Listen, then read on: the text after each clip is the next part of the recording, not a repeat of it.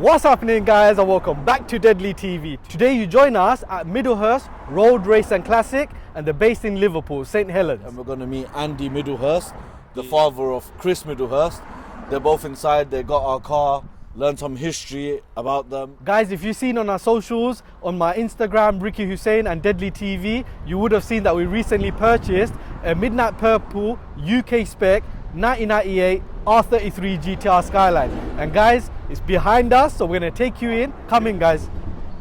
I'm Gobi, I'm Ricky, and welcome to Deadly TV.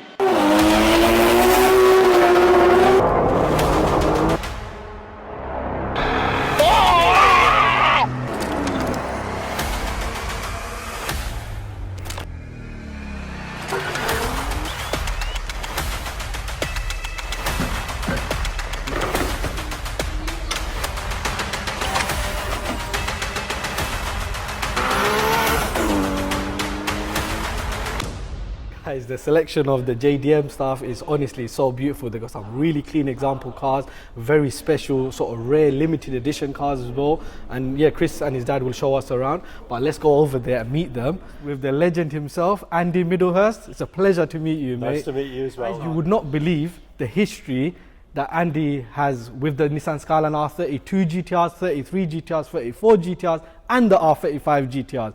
From what I know from RK Tuning, you're probably the first guy to own a Nissan Skyline in the UK. Well, I think the 33 for definite, because we picked the first one up that came into the UK in '95.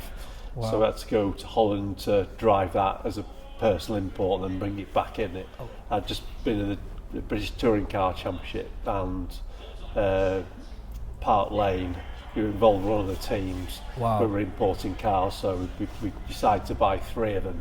The 33s, having previously raced the 32 and serviced and looked after about 30 cars. That were the car that we bought, I was British touring car driver for Nissan in '92, and in the background at Jan Speed, who ran the works team, was a 32 there, and it always caught my eye when I looked at it. And Keith Adore had done Spa in '91, I think. And then they just parked the car there and they didn't use it. So I said to him, you know, wouldn't mind sort of owning that. So eventually he sold it to me and we bought all of the parts that they had. Because there was a guy over in Holland called Han Chan who worked for Nissan at the time. Wow. And he was friends with the O'Dore family. And he persuaded them to sort of bring a few of them in to try and race one, which the Jan Speed did in '91, and then sell, you know, a number of cars. Yeah. Once they'd done that project, they moved on to British touring cars.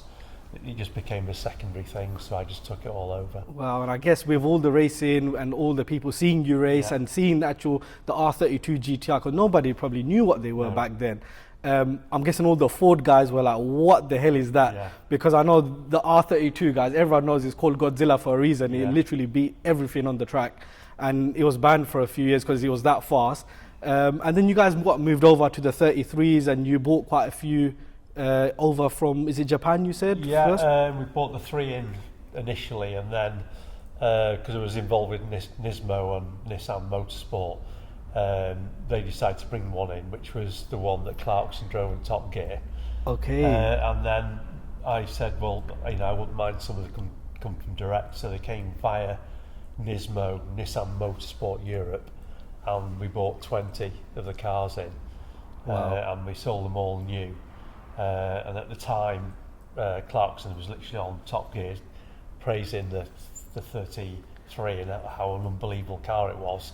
And why didn't Nissan bring it in? Nissan in Britain doesn't want to get involved. Have they gone stark staring mad? So I think it's N477 NFC. And he knows the number plates of it, yeah. So I had that car, in fact I had that car after Top Gear, and we sold it to the drummer out of Jamiroquai. Oh, so nice. he had it, I know he's still got it now. But, wow, so it was 20 cars you guys sold.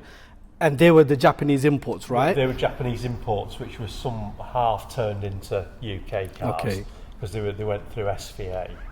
And then Nissan the following day, literally after Clarkson had been on Top Gear, the phone rang, and it was Nissan GB, which we were a dealer for them anyway, and said, look, we need to talk to you about these Skylines, will you come down and have a word with us? So I came down, just went down single-handedly, and we did a deal for 100 units. Yeah, which was the maximum number you could sell under the single vehicle approval rules. Yeah. So those cars were quickly on the way, and they went via NME to sort all the UK mods out, which some were necessary for SVA and some were necessary for Nissan, because they asked me to do all the testing on Millbrook to see how much temperature the car was gaining on speed. And it started off at 100 for 20 minutes and ended up at 160 for 20 minutes solid. Yeah. And at the end of about sort of 15, 16 minutes into the 20 minutes, the temperatures were through the roof.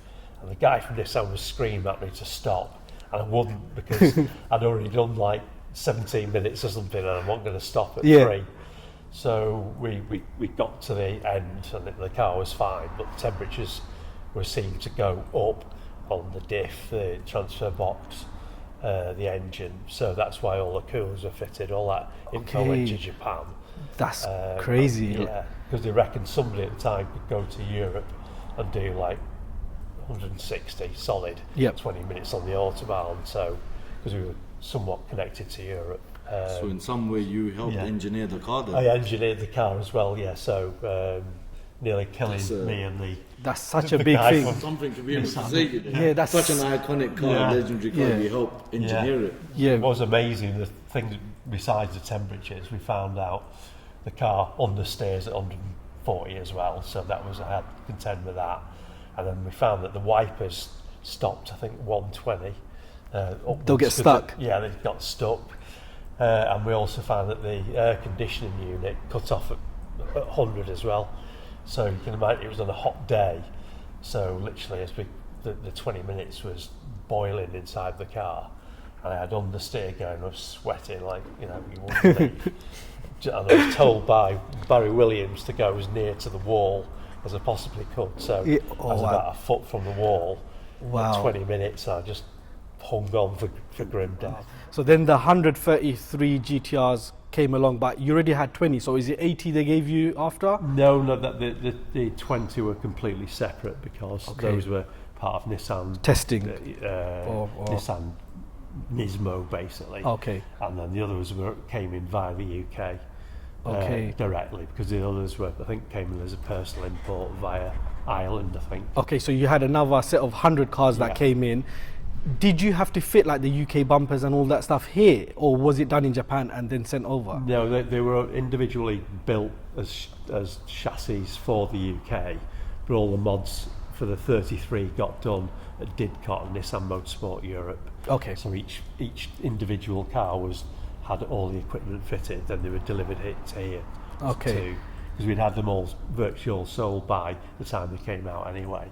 Oh wow, so literally the demand was there, like people clearly seen the R32 GTR and then they're like, the new brothers coming out, so they wanted that, and you're saying that you literally sold all of the 100 units? Yeah, I remember selling 18 on one day down at Goodwood, because Nissan had got some prospects together and I just went on my own, and then we just chatted and did some laps around the track. Basically, they were done in a week. Yeah, there was 18 there. That's so impressive, So the cars were all sold. And then we did some extra mods, which was some of the leather trim got done to them.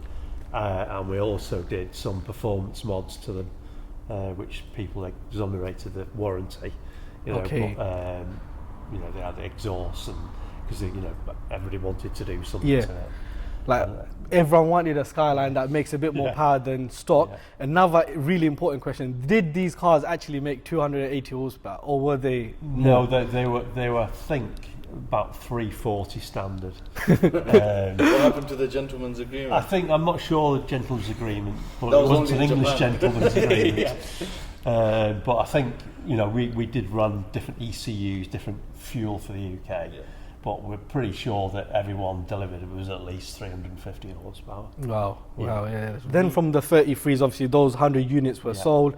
Then a couple of years, is it like a year or two later, the R34 GTR? It sort of almost flowed on because the UK 33s went 97, 98, and by 99 the 34 was out. Yep.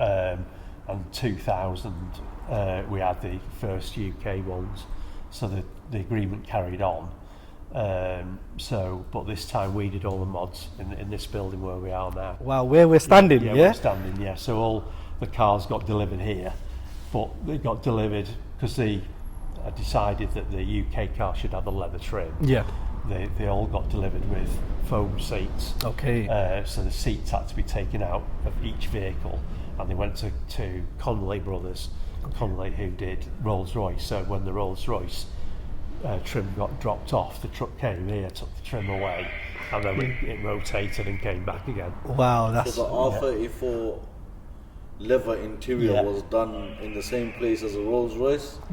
Yes, yeah.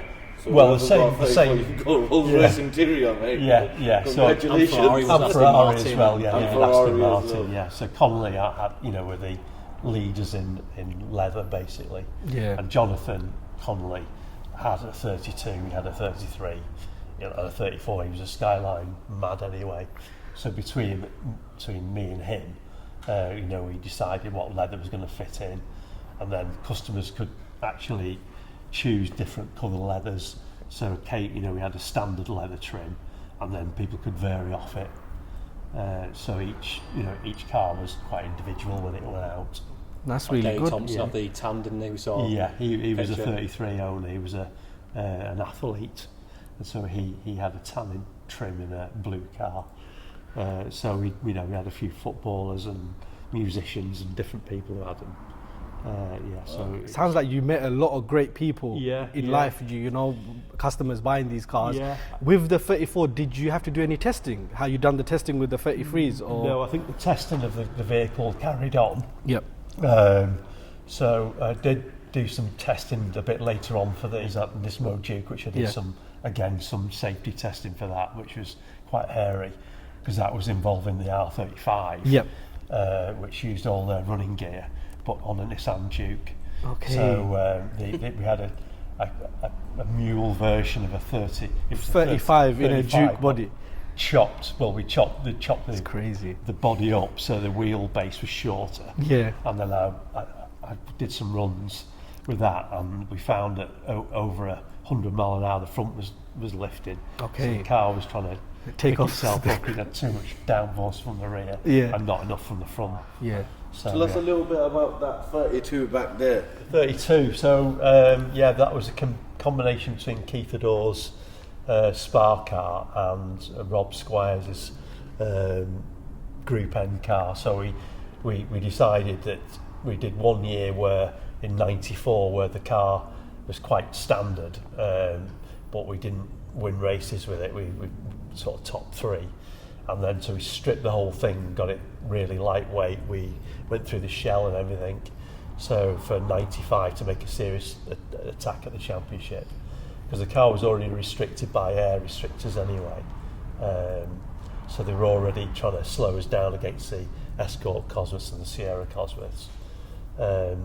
But we ended up winning the championship 95, 96 in that car. So it could tell 100 stories because we used to test it all over the place. So and they added weight to me as well. They kept adding weight. And at one time I was carrying over 100 kilos of lead on the floor against because it was too quick for the other cars, basically, isn't it? Trying to balance out the competition. Yeah, trying to balance it all out. So we had to do a bit of sandbagging in qualifying sometimes to make the Escort go and pole, and then I'd land back, and then I'm guessing you had this race car before you had the road going version. Am I correct in saying that? Yes, that's it. Yeah, with the race car first, and then the road cars followed on from there. Yeah. Wow.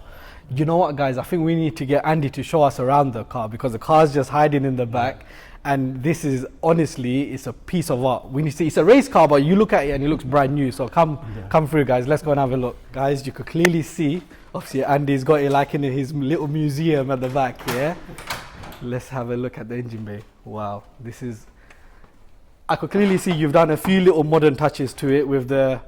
Are they the R35 coils you done? Yeah, but that's done more recently because the coils over time deteriorate and you start getting misfire. So there's a coil conversion using the R35 coils, which makes the spark so much better. So it just starts easy, it runs and no problem. So it's had a few little mods since, because when I sold it, it went to Denmark. Okay.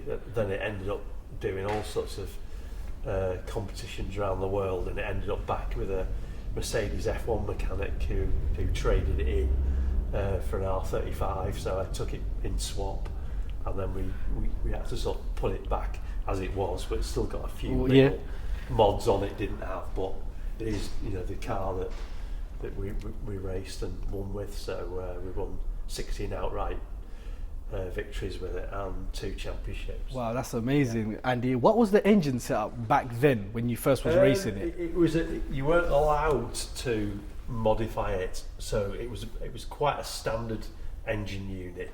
The standard turbos, which were ceramic wheels, were no good for racing because they used to shatter. Yeah. So it had internals in the turbos, and then the boost used to run not much more than a bar boost, so it ran high 300 horsepower. Okay. But the car's quite light as well, so it was down to homologated weight, so it was under 1,300 kilos. Yeah, that's quite light. Yeah, for a 32, because these cars are still quite heavy, aren't they? They're still heavy. Yeah. They are the lightest one, but I think the homologated weight was about 1,320. So we did get it under. But as soon as I won, they gave me a higher weight to carry anyway. So we spent 6 months making it light and 5 minutes throwing some lead in the floor to equalise it out against the Escorts. Wow. The cooling was an issue. We used to have a special fan on there which ran constantly. The brakes were the biggest problem we had the first year, because it used to go through a set of discs every time it went out. Wow. So it went through qualifying race, so we went through hundreds and hundreds of discs, and then the following year, 95, the championship changed its regulations where you could run a proper race caliper, providing it ran in the standard rim size. So we had some special rims which came from OZ, which had a very square sort of pattern inside, and we can get an AP developed a 6-pot caliper for us, and as soon as we got the brakes on it the following year, and the car was more sorted on the suspension, because we had some quite trick suspension on it, we just started winning them. It was reasonably easy, but they're quite a difficult car to win with, because it's quite a heavy car. So you've got to treat its weight with respect, and not overweight it into corners. So how many years was this car racing for? We raced it for 3. So are these all the races it participated in, right? So, one? Okay. Yeah. Well, it was involved with, but all the wins are in there as well. So I think there's 16 wins. Wow, and that's then amazing. Once we'd sold it, the following year, I got invited to drive it at the 24-hour Nürburgring, but it didn't. Unfortunately, it broke down. I think the subframe went wrong at the rear. So, okay. Yeah. Wow, obviously, look guys, Andy has obviously raced this car a lot over the years. It's obviously changed hands, and then it was meant to be and it come back to him. The car obviously is a piece of artwork, like it just looks mint. Like the condition, have you done anything to the bodywork? Because it actually looks really good. All the panels are exactly as it was raced. It may have had a few bumpers on its time, but the panel work is the same. But we stripped it completely, blasted it again, and basically painted it again. So, but everything on it, including the engine, it is exactly as I raced it. Wow. It's we bare shelled it at the time. Bare shelled it, put a boot floor in it, painted it from scratch, but all the items are originals. Then it's got the N1 rear glass, so it's got no rear wiper obviously as well, which is quite a rare thing. That's a Nismo only glass. It's one of the first VIN numbers in it. It's like an 89 car. But they're the trophies from the race in there, and then it first was the other. Was it his XL car? Wasn't it? Spa. Yeah. So that was what it used to be, and then it got reborn into. So that toy car there. There's XL car from Spa, wasn't it? 91. Yeah. Okay, and these are all the trophies from the 32. Yeah. So those are all the victories, and then those are the air restrictors that we used to use. Those ones that used to go. Oh, so you had to use those air restrictors for that race, and you've kept the air restrictors part of the trophy. Wow. And the little Terry, the famous weight, he used to throw in after the race, just to get the weight up to the right amount. Yeah, so just in case he was a safety. That's the lead that they kept in the car, like they had. Well, the lead used to float around a bit, but we were always trying to get down to the minimum weight we possibly could, obviously, to be competitive. Yeah, so wow. Terry was he was nicknamed after Terry Waite, who was a subject at the time to a kidnap abroad somewhere or other, and he was chained to a radiator. Sounds like a whole so he's locked away now though, so don't worry. So guys, obviously every race car is always going to be stripped out, so I think we need to show you guys the interior. Obviously, look, it's stripped out, but tell us about what you've changed over the years. Well, the shell on this is quite a trick shell at the time, because it's built by Spec Fab, who built all the touring cars. So it was a completely seam welded shell. So it was built from a new shell, and the roll cage was all welded in, to strengthen the actual body shell, rather than just a safety item. So it was, quite what they do with modern touring cars and modern race cars, but it's quite tricky at the time.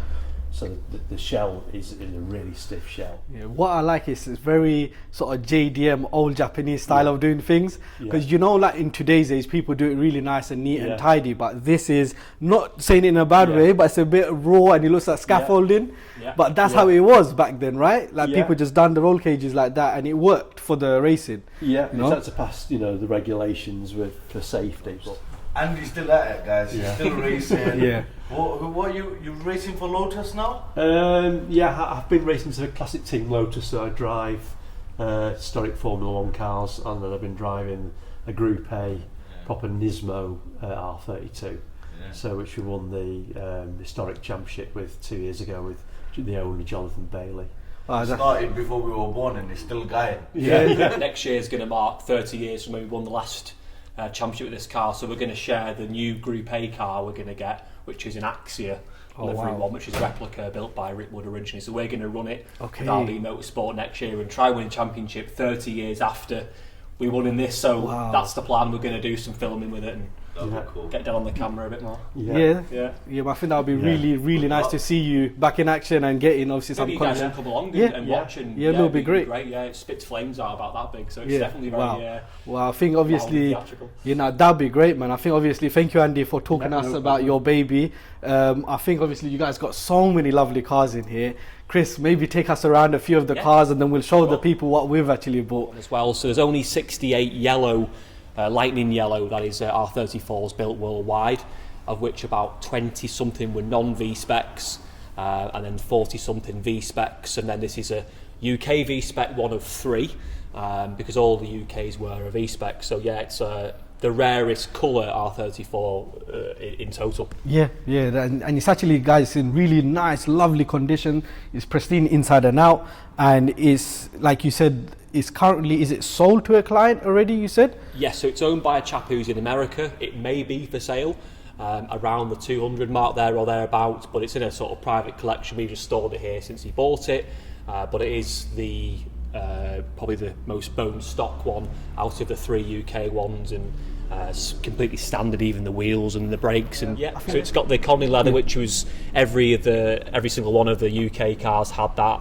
As what I was saying before, they got delivered in foam, and then we sent the seats away with the Rolls Royce truck, and then they got, they come back, and most of them are black, but obviously then the new car, which you're obviously receiving, is red, which came from a press car, but we'll go into that later on. There's a bit of a story behind that leather in that one, isn't there? So come through, it's guys. A very standard looking car, standard airbox and everything else. So we did do little bits of restoration work, not too much. It's not concourse, it's just you know, nice and original kind of thing, you know, you can go too far sometimes, you don't want to use it. So that's one of the cars we've got, and then we've got a nice R32 here, which is soon to be on its way to possibly Norway.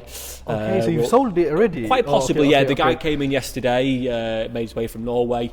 And he's very interested, so we'll see on that one. Yeah, it looks really nice. The white one, the V-Spec 32, we just sold that on Saturday. So we're doing a lot with these, and it's great. I love it, and my dad's even getting excited. You would never normally get him talking so much on camera. He's quite a shy guy, but when he's talking about his subject, you know, he'll go on, and it's great. It's nice to listen to my dad talk, because you know, normally he's just a quiet, humble guy, and which he is humble, but he's just sometimes hard to get. Honestly, guys, we are so pleasured to obviously be here, having a deal with Chris on the car, and at the same time seeing his dad and getting a bit of history off him, because unless you actually come down here, you can't have these sort of conversations over the phone.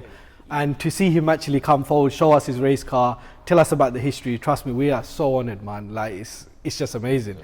We've got a lovely silver 33 behind you. I know this one's for sale as well. Yeah, this one's due to go live tonight if I get a chance to do the advert. So this is a virtually one owner car, owned from 6 months old by one of our sort of family friends. He was a barrister and used it every day up until 2013. And when it came here, it was much like the barn find car, you know, needed a lot of work.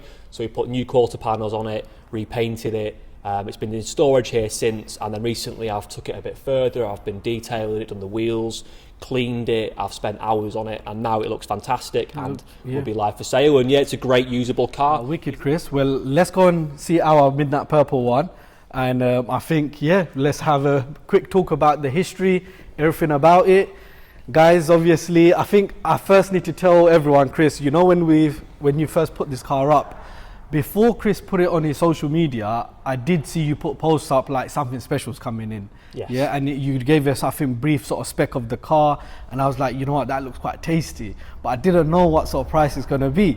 And I was like, you know what, maybe it's going to be out the budget, and I didn't even bother to send you a message then. Yes. When you put that post up, it was a Friday evening, it was about 4:15 or so. I literally just finished up with work, and I've just gone on Instagram, and I see like I posted a minute ago. I've just had a quick look at the price, and I was like, you know what, let me drop Chris a message. So I've dropped Chris a message. Obviously, look, I'll tell the guys, it was up for 25 grand. Yep. And obviously it needs a bit of work, which you'll tell us what it needs. Yes. And obviously we've come to an agreement, and we've obviously given a deposit literally within 5 minutes. You saw, Chris, how quickly we dealt with it. But I think everyone wants to know why it's that cheap and the history of the car. Where do we start? I mean, obviously Tony, who's very much in with the GTR Owners Club, she bought it, you know, for the interior, for the R34 interior, front and rear seats, which, as we know, holds quite a high value. So she was intending to put that interior into this next door R33. But that's obviously since changed. So there was a whole thing about the interior. She bought it from Finland, all the way back from Finland. But she paid a lot of money for it, bless her, and she wanted the interior, which changed her mind. So obviously, wasn't really ideal for her. But now you've got yourself a great car with a lot of history, and obviously not just the fact it did the gumball, but the spec of it, and it's purple, it's UK. So obviously, if someone was to do a restoration on it, like, it's probably, of the 100 to say 50 left, how many purples are left, I don't know, but it's only a handful. And this car's been used, and this car had £100,000 worth of modifications on it with us in this building before 2002, including an OS Geiken 3-litre engine and Hollinger sequential gearbox. And Michael, the owner, had spent every single possible thing he could do to it, he did. And my dad mentioned about the 6-pot AP brakes, which are on it, because he would have seen my dad's race car and gone, I want a set of them, and so on and so forth. So it snowballed into things like the 400R carbon rear wing, 2-piece blade, and there's some lovely bits on it, there really is. And it's not as bad as what you think, like, obviously in terms of, it's actually quite rust free. So we'll obviously walk around it and show you if you want a bit more about it now. So obviously you've got your lovely T37s on it. Guys, we've obviously had some bronze TE37s in the storage just catching dust, and I was like, you know what, Chris, I had these wheels for the last 2 years, And I was thinking, you know, there's going to be a car that's going to one day come up. And when I saw this in Midnight Purple, I thought, boom, that's it. That's the car it's going to go on. So we've come down today with the T37. We've put them on. Obviously, we've done a deal with Chris, so he's going to keep the old wheels. So I think it looks lovely with these wheels. Obviously, it was lovely to actually get in contact with the first original owner, Michael.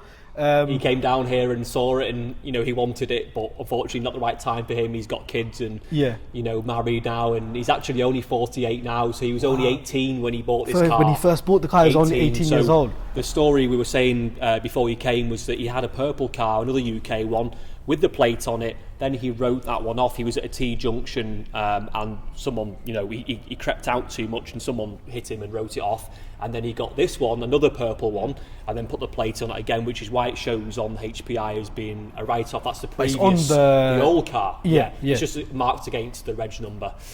So yeah, he's already down to 1 of 99 then. Yeah, well, literally, yeah. And there was one rolled at the Nürburgring. I've got a list of cars that are gone. You know? The other one he bought, was that also Midnight Purple? Yeah. Bloody hell, so he had two Midnight Purples if you think about it. One got written off in it, you know. And the first one had LMGT1 Nismo wheels on it. So Michael was just fascinated by what we were doing, my dad was doing, and he even did a bit of work experience here. Bearing in mind he was 18 years old when he bought his first one. So, you know, he was a young guy, he was a professional horse rider, a jockey. Yeah. So he was driving around the UK as a jockey in this car, which is why it's done 118,000 miles. He said he did 50,000 miles in the first 2 or 3 years with the car. Wow, so he was proper using the car. And then he did 3,000 miles twice in the gumball, you know, so obviously... Okay, so he actually, it was him who took the car to America and done the Gumball 3000 rally, with our mechanic John Gate. So John Gate built the engine with Rod Bell, who's now RB Motorsports. So it was Middlehurst built car, but by those two mechanics, and then John went with him, and there's loads of stories obviously in America, you know, them they even got arrested and all sorts. It's crazy, speeding. Guys, because online there's actually videos of them sort of running away from the police, and we'll maybe put a few clips in here so you could get an understanding. They got, I think the police just locked off the motorway and stopped all of them. Yeah, they all stopped, and you know they were obviously, you know, trying to get across America 3,000 miles as fast as possible. It was a race, you know, and they had there's loads of tales, but at one point they got pulled over and they asked for documentation for the vehicle, and John, our mechanic, went into the glove box, and the police officer was there with a pistol because he thought he was going to pull out a gun. You know, because he'd been working on the car at the fuel station, so that's obviously, you know, him working for us. He was Michael's friend, obviously, and they've both been down to see it, and it was, you know, getting them both here was great, talking about everything, and there's a lot of memories. But you know, you'll continue the sort of tale if you like, and you know, Michael would love to see it obviously running again. So I've dropped Michael a message. I'll just say, look, once we know exactly what's wrong with the car, we'll try and get it up and running, and then it'll be really nice for him to come over and actually drive the car. Yes. So I think that'll be wicked for us to do that. But I think, you know what, let's show you the interior, because even the interior's got a story to tell. Chris, I think you could tell us a bit about what interior it has and what car it came out from. Okay, so it's got a R34 GTR Connolly leather interior in it, and this particular interior set came out of one of the press cars, which was a Bayside blue car, which was totaled. It was completely wrote off, and Michael must have been here and, you know, gone, oh, can I have the interior out of that? So the tale goes that he did a deal with my dad, and he put it in here. So yeah, it's got the R34 rear seat, which I didn't know it would fit in, but it I know, it's crazy, like it fits in snug, like it meant to come like that. And then these were obviously normally a cloth, but he must have originally had completely red leather in it, I think, from the factory, as in the R33 seats, and then which is why these are all red here. And it also had and there's the car on the top trumps. Yeah. So as a kid, I had these, and we've got the HD picture of that, which was some of the pictures that I sent to you. And this has also got quite a rare option, which we did, was the white dials. A lot of them are only black. Because normally the aftermarket, say Nismo, JDM models come with the white or the black clock, right? Yes. But this is a UK spec clock, but it's in the white version. Yeah, so it was done by a company called Reap Automotive, who are quite well known for doing Porsche dials and Aston Martin. So they still exist. We actually still speak to them every so often. So yeah, this is beautiful. Even the triple cluster, the middle one, is also white, and it really pops with the red and the purple. Yeah, and it's nice, isn't it? And it's still got the original Series 3 wheel on it, and it's the interior's in, you know, decent condition. Even Michael said the floor mats were his floor mats. They're not genuine, but they're the same ones he's had in it. They're the ones that he put in like 30 years ago. Gumball, and so it's remained the same. It's even got the 4-wheel drive controller, so you can change the 4-wheel drive system. That was put in by us, and there's a lot of, there's even you can see here if you come in with the camera, it's got what we put in these a 30-second boost splash button, so you press that. For 30 seconds, you've got like another 0.2, 0.3 a boost. So that was a one that we did. And scramblers, they're dangerous. Yeah, because in Japan you see some of the videos where they're on a circuit, and when they hit the straight, they press like a NOS button. That's how it looks. Yeah. But it's not nitrous. It's just more added boost, and they hold it to the end of that straight, and then they come off it just before the turn. And clearly, this car had something like that as well. And also, it's got, which is again quite a unique thing, is the actual the gear indicator, which was for the Hollinger. Yep. Sequential. It's now got a HKS/Hollinger 6-speed manual gearbox. The reason why I say slash, half hybrid of a HKS Hollinger is because HKS developed it with Hollinger. Okay. So that's what's in it now. Do you know if it's a dog box or is it just like a gear kit in the standard? No, it's a complete dog box, 6-speed dog box, which is, that in itself is worth probably about 5k. So that's obviously in the car. Nice. PEX ECU, and we can pop the bonnet as well, and you can see. Let's show everyone under the hood come through. What engine spec did you say? So he built it. So it was originally obviously the 2.6 from the factory, and then it was a 3-litre. It was the first 3-litre OS Skykid engine in Europe, which we built again in this building. It had obviously the high deck plate, which is why that it's had the strut brace cut out, because the turbos, obviously the as you said, the old school top setup was catching on the strut brace. So to make it fit, we cut that down, but it remains exactly as it was. You saw the pictures of it, the gumball. It's only just. So this is still the RB30 engine, yeah? Well, no, I think apart from the 3-litre side of it. So obviously when it must have obviously had it, Michael had done a load of miles in it, and when they rebuilt it, you couldn't get the 3-litre kit anymore. Okay. So it's gone back to, I think, a 2.8 HKS 2.8. I don't know exactly, but you'll know when you open it up. I believe it's in M1 block as well, the 24U block, and it's obviously the engine. Like I say, he spent £100,000 with us. It's amazing, and you saw the six pot racing brakes, exactly the same as the race AP car.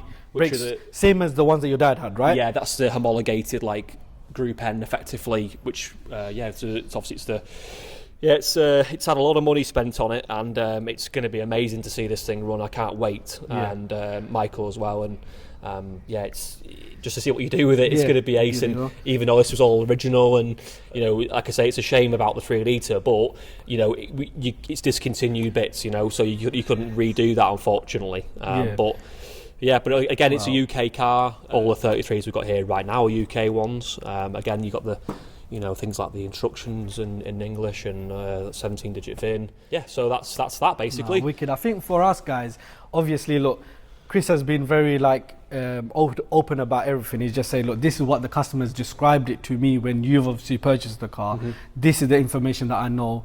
Even with the info you said about, how the engine was rebuilt, if you want to tell the guys and what happened. Yeah, so it was rebuilt, I believe, in Finland, and then it had done a matter of, 100 miles or whatever, and it was idling, and then you just heard something not right and switched it off. It was idling when I think the oil pump, if you don't build the oil pumps right, they end up doing the bearing. So the same as the barn find one, very much the same situation.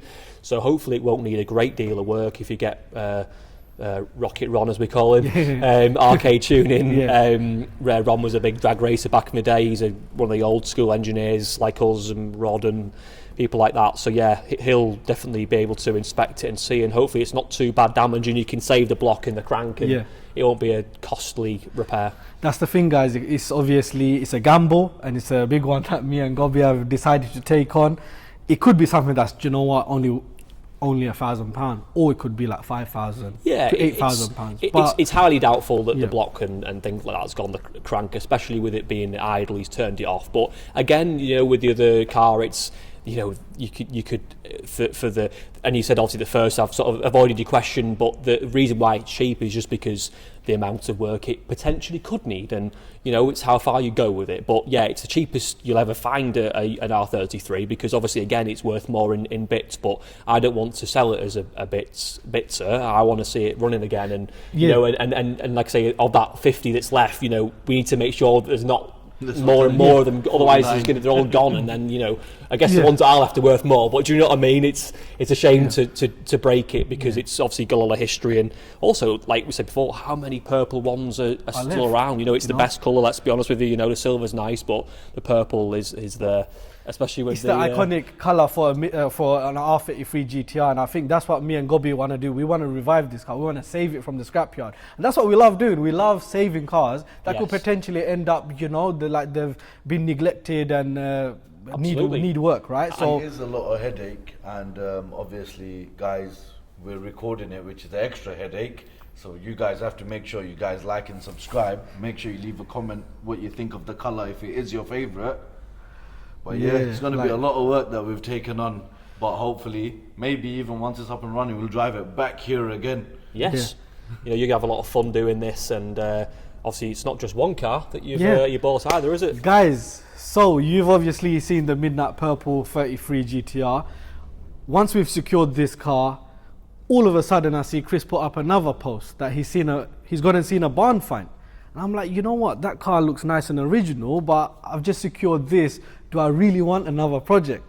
And I've told Gobby, and he's like, you know what, let's have a little think about it. So we had a think about it, and then we spoke to Ron, Father Ronald from RK Tuning. I was like, Ron, how does it sound us dropping you off 2 Skylines? And he's like, you know what, guys, Christmas time, business quiets down a bit, so if you do want to get it, I could work on it straight away.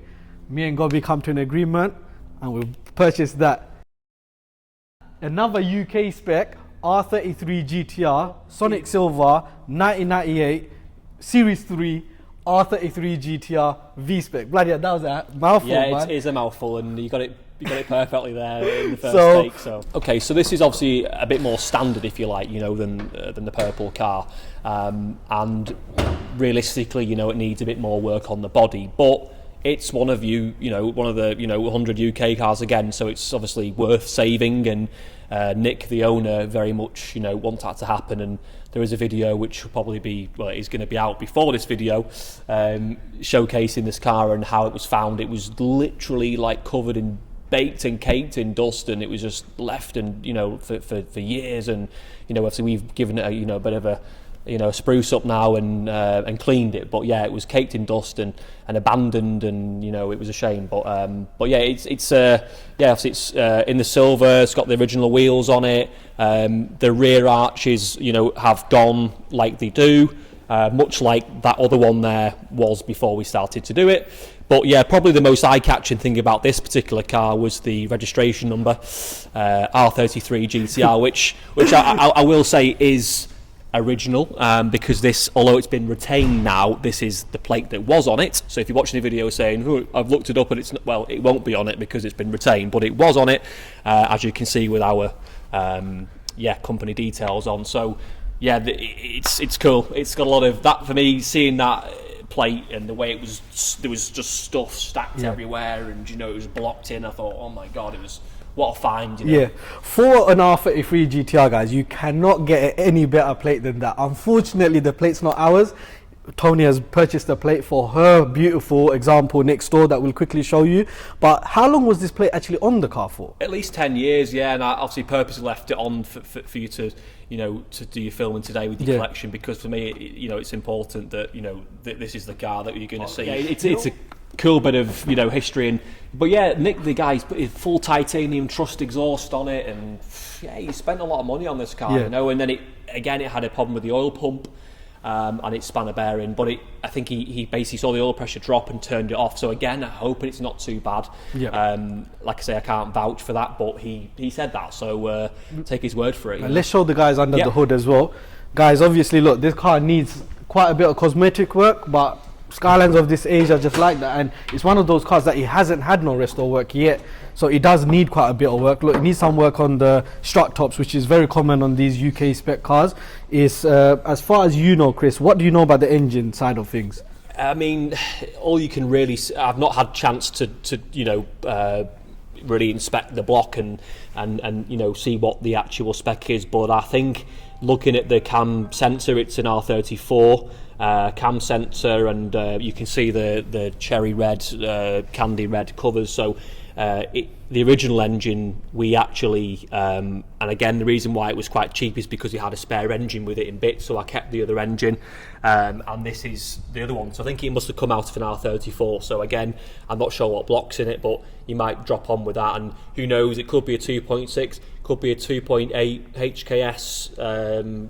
Internals or something like that. And straight away you've got the carbon covers, and that in itself, that spark plug or the coil pack cover, that's worth an absolute arm and a leg, just because it's such a rare item, and everything's HKS that's on it, Gredy, T-adjustable coilovers. So again, in bits it's worth more, but for me, again, I don't want to see it being broken up, and like the owner said as well, but it's just again, I can go on the HKS super power flows, and it's a cool spec, all hard piped and intercooler and so on. They're saying, guys, look, this car and the purple car both have very old school sort of Japanese products on these cars, which are now discontinued. You can't buy these parts brand new because they came out like 25 years ago. And obviously, yes, both these cars can be broken, and they probably, what we've paid for these cars, we could probably get more money if we was to break them. Would, yeah. But we don't like doing that. We like reviving cars, not sending them to the scrapyard. We ain't broke a car in our channel yet, and it ain't gonna happen. Yeah, no, definitely not. They both have a lot of history behind them, very, very different history. This one is kind of special in one way because there is someone actually making so by the time you guys are watching this, there's already a YouTube video out by someone who's very big in the scene. If you want to tell them where they can go and find it. Yeah, sure. So it's the Late Break Show, Johnny Smith, and he reveals or discovers this car. I'd actually already been to see it, but I left it and got in contact with Johnny and said, you need to go and see this car because it's a one-off. When do you ever, or will we ever see again, a barn find Skyline full stop that have been collecting dust for years, and the story behind it with the owner and so forth. So yeah, it's a great discovery, and obviously anyone who's seen that video and wants to obviously see where it is now, obviously these guys are going to be doing it, the sequel and start up, and if you're interested in maybe buying it, speak to these guys once you've cleaned it all up and obviously painted it all, and it'll look great. And it's awesome. And then the interior, let's show them the interior. The interior is quite clean. You could, Chris, just explain what interior it had, and then what we've done. So first of all, ignore the door cards because we've got the cloth to go back on them, but focus on the seats for now. So it's got the seats from the other UK car that we've got in are now in this car because the owner of the new, it's a little bit confusing, but this did have a Connolly leather in it, but it was so far gone, so they're being recovered. We've swapped the cloth in from the other car, which I actually think it's obviously a little bit nicer in my opinion. See the back seats, the front seats, and we've got the actual cloth parts here, which you can obviously adhesive back on, the inserts to go back on. So, it's a lovely, presentable interior. We've obviously cleaned it and done what we need to do, but highly original mile an hour clock still in it, and it's the interior is really clean, guys. So guys, it's mint. It's really clean, and I think that was the bonus for us, Chris. We got lucky with the whole situation. What happened? Played out. Yes, played out. I obviously we agreed a figure which was a lower figure. Didn't know what interiors were going to go in it. But it turned out that you ended up getting the cloth out of it, which obviously, the interior alone is probably worth about 5k. It's a Series 3 interior as well. If you can find one, and you won't find one as mint, it's a little bit of a shame almost to take it out the other car. I think, what, we've shown obviously the two cars that we've purchased. We're very excited, Gobby. What are you saying, man? I'm not gonna lie, it's obviously we're not in London at the moment, so we're in Liverpool, and there's been a lot going on. Obviously yesterday we made waves, we packed the wheels, we were sitting cramped in the Audi A4, so there's just a lot to take in. It will take a second to digest, because obviously the two cars that we have just purchased are very special. It is something like, this is the first time we came to buy one, for God's sake. Yes. We're leaving with two. Do you know what I mean? Absolutely. I still ain't even digested this one yet properly, but I mean, I'm looking forward to what's going to happen ahead, the relationship we're going to build with you guys. It's the start of something new. Hopefully it's not the last two cars that we buy off you, and yeah, we're going to get it cracking and absolutely, hopefully revive both of these soon.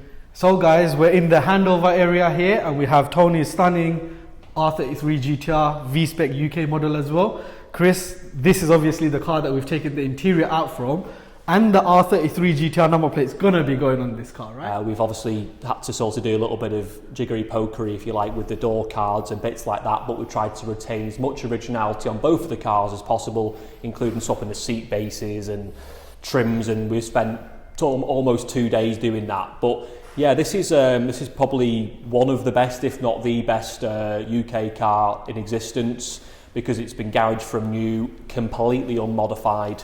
Obviously a shame that we're videoing with the interior out, but you can see as the outside, obviously it's had no paint work, it's completely 100% original. The only thing we've done to it is refurbish the wheels, which because obviously they get curb, things like that. But yeah, original tax disc holder, original alarm system sticker, rear window sticker, and yeah, she's just beautiful. Again, you can't see the interior much because it's all stripped out, but you could just see the dashboard, how nicely finished it is. It's just that's actually been put in later. That's a flare. I'm not sure if you know about this, if you're online thinking what this is. In Japan, if you ever have an accident, you can light it up like a firework and SOS flare, so people know where you are. That's in it. It is such a low mileage example as well, 46,000 genuine miles.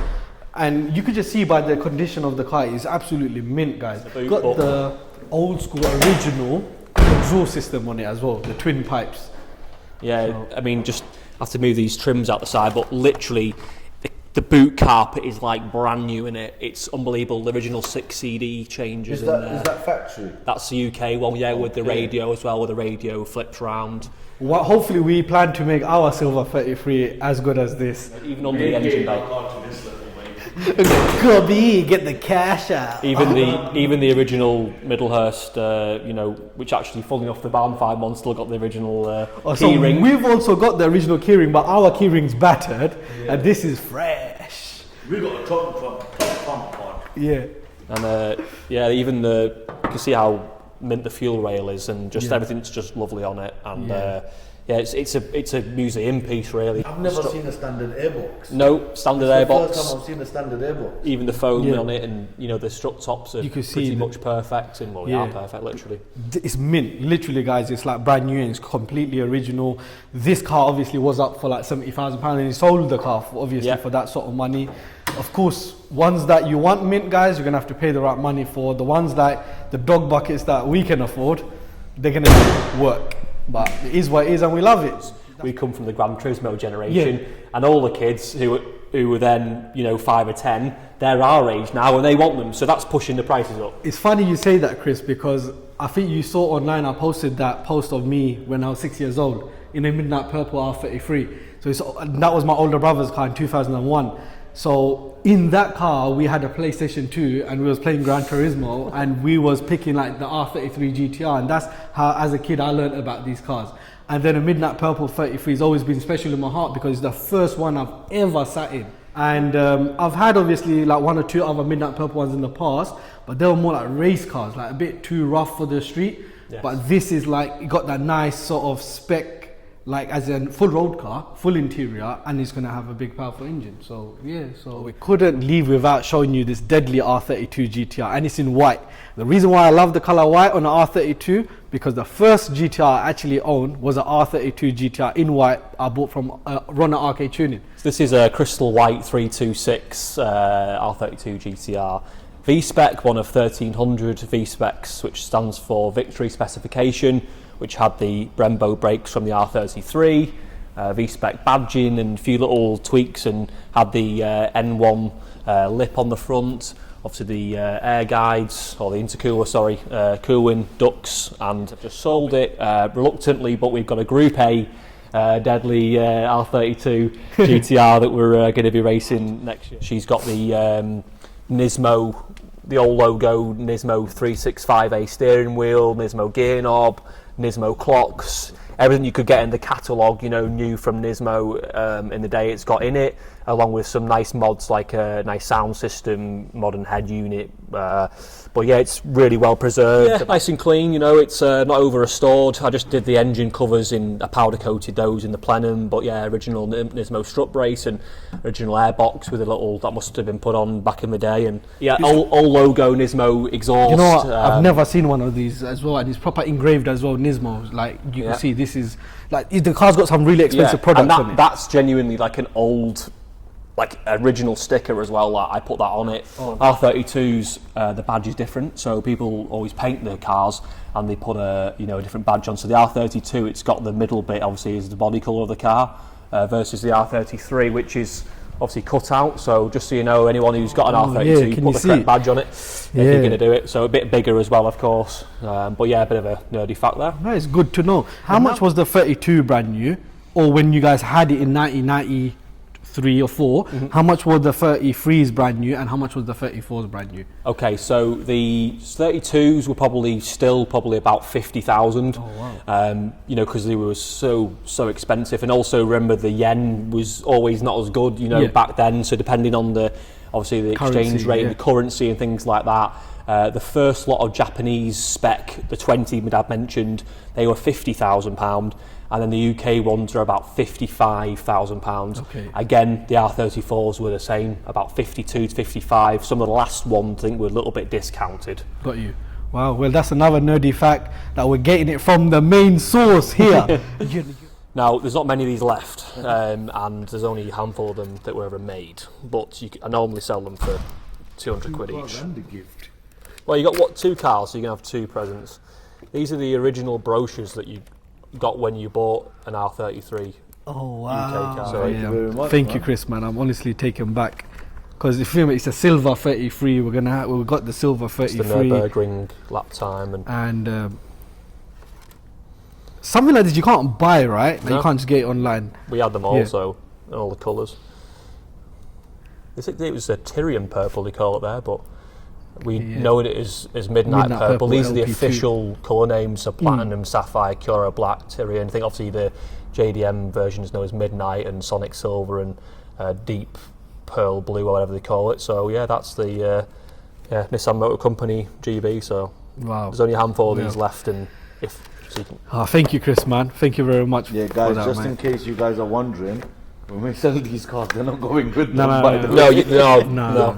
Keep them in your. That's it. Deal's done. We've got both of these cars. We've got the transport guy outside, so we're ready to get in locked and loaded. Gobi. Yeah, I mean, let's get them over to. We're gonna take them straight to RK Tuning now. Give him a bore scope and say, "Yo, stick that camera in that car. Let's see what's going on in that engine, babe." Yeah. I think when he sees 2 of them, he's gonna be like, "Holy crap!" Like these boys ain't messing around. But it's gonna keep Ron busy through the Christmas time as well, and it's gonna keep us busy, making us. We're gonna be making some interesting content on these cars. So yeah, we can't wait to update everyone. And thank you, Chris, once again. Absolute pleasure. Nice to meet you both, and congratulations on your 2 cars. Likewise, man. And let's get the cars loaded and let's head back. Sweet, let's do it. Yeah. Apparently, Ron, this is meant to be a genuine 400R bumper. You know what? It's been a long day. We're gonna let Ron go home. Gobi, is there anything you want to add to the day? No, let's see how Ron gets on. Let him work his miracles, get them firing up again, and then Ron can jump in tomorrow? Yeah. What? I'm trying to sleep the whole day tomorrow. Ron's on it, man. He's not messing around. Obviously, look, they're going to crack on with it, but any sort of updates, we're going to come down and record everything and show everyone exactly what's gone wrong. And I think until next time, stay tuned and stay ready.